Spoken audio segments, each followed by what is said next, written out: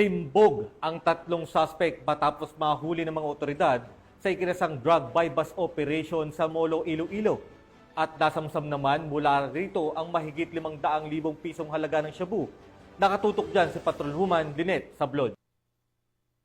Nasamsam ng mga kapulisan ang tinatayang mahigit 500,000 pesos na halaga na inihinga ng shabu sa isinagawang matagumpay na drug buy-bust operation sa Zone 6 Barangay Boulevard, Molo, Iloilo City. Dito lamang 23 ng Hulyo, taong kasalukuyan.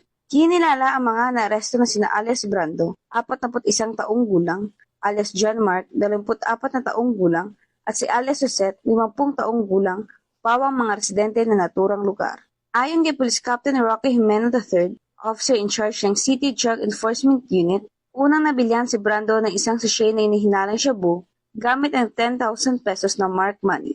Bukod pa rito, nakuha rin mula sa kanya ang karagdagang 14 na sachet na inihinalang shabu na may kabuang bigat na 80 gramo at tinatayang halaga sa merkado na 544,000 pesos. Nabatid din na dati nang nakulong si Brando noong 2020 dahil sa kasong may kaugnayan sa iligal na droga at nakalaya lamang nitong 2024 sa ilalim ng plea bargaining agreement.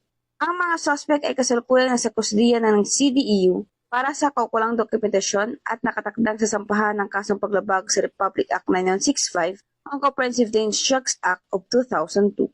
Patunay lamang ito na patuloy ang masigasig na kampanya ng Philippine National Police laban sa iligal na droga para sa kapayapaan at kaayusan ng ating komunidad.